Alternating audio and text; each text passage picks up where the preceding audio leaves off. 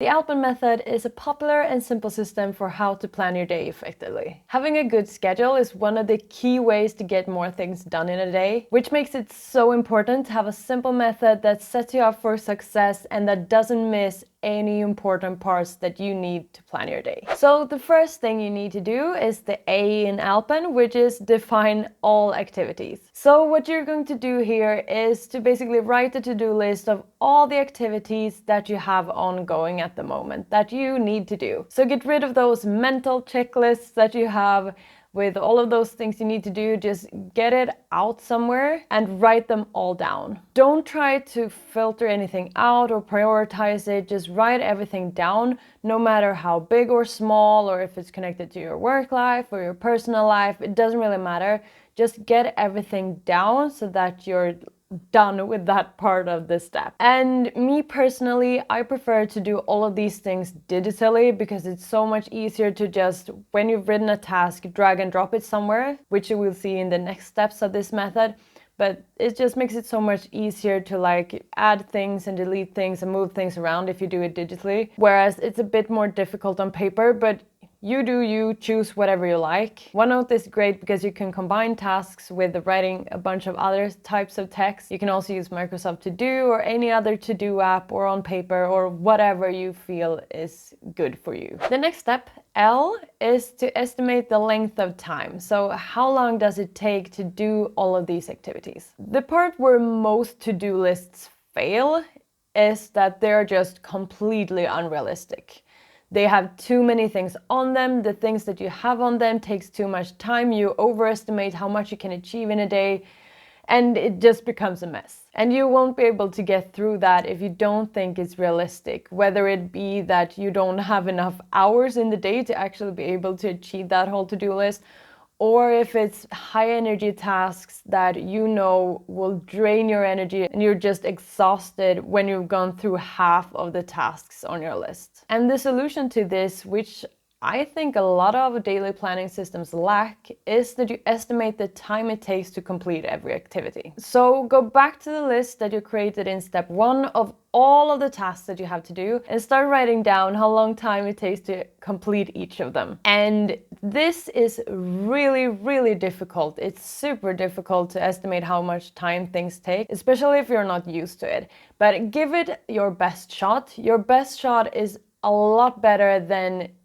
not estimating it at all. At least you have some kind of estimation if you just give it a try. So think through each task, ask yourself, how long would it take me to complete this? And start writing that down next to the task. And remember that not all tasks are equal. Like responding to one specific email could take you 15 seconds, whereas responding to another email could take you 20 minutes.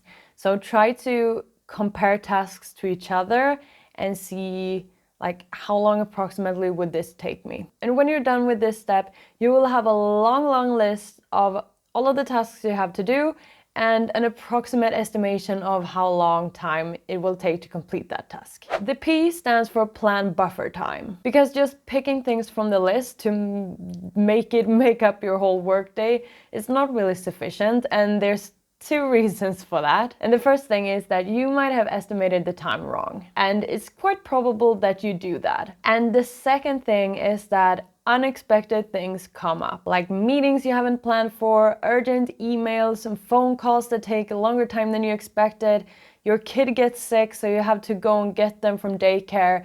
All of those things, it steals from your day, and planning your day packed with tasks from the list is just not realistic because things always come up. So to avoid the situation where you have picked out a bunch of tasks to do for the day and not even being able to complete half of them, the solution is to plan buffer time. So think about your daily planning like this. Plan your day so that about 60% of your time includes planned activities. So things you have picked from your list. So that would mean if you have an 8-hour workday, then about 4.8 or like 5 hours of those should be planned in advance with meetings and tasks and all of those things that you need to do. And then you should have about 40% of your time as a buffer. And that should mainly be divided into two different categories corresponding to what I just said before. So the first category is a buffer for things that take longer time than you think they would do.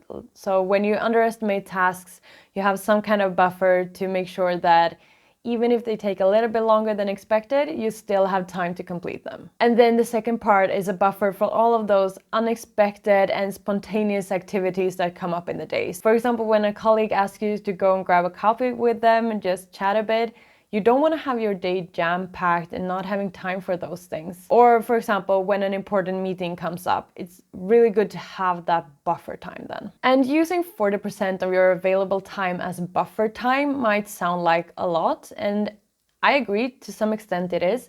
But at the same time, if you get an urgent meeting booked that takes 1 hour later in the day, that's already 1/3 of your buffer time. So if you also get some emails that are hard to respond to, a colleague wants to hang out with you and something else comes up, then that is pretty much all of your buffer time used. And to be honest, for most people, a lot of the days do include a lot of those type of unexpected events and spontaneous events. However, if you feel like it's too much, then of course take it with a grain of salt and adjust it to fit your lifestyle and your way of working. Whatever suits you is what's going to work for you, but just try to start using the habit of adding that buffer time to make sure that you're able to complete the things that you want to do for the day. And the best case is that you don't have to use any of your buffer time at all, and maybe you even overestimate some of the tasks that you needed to do for the day. So if you have a lot of time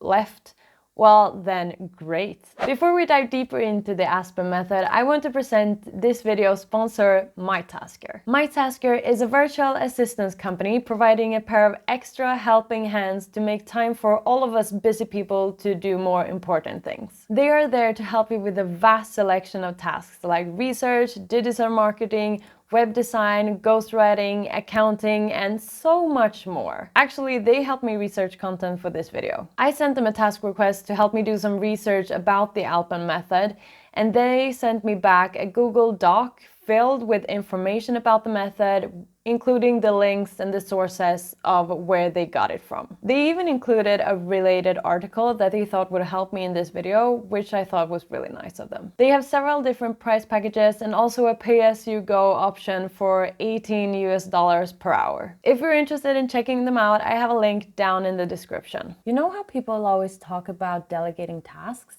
This is a simple and easy way to do that. And the next step of the Alpen method is E, establishing prioritized decisions. So that means now it's time to pick what activities you should really do. Two ways that you can do that is either to use the Eisenhower matrix to sort them into the 4 different categories of important, not important, and urgent and not urgent.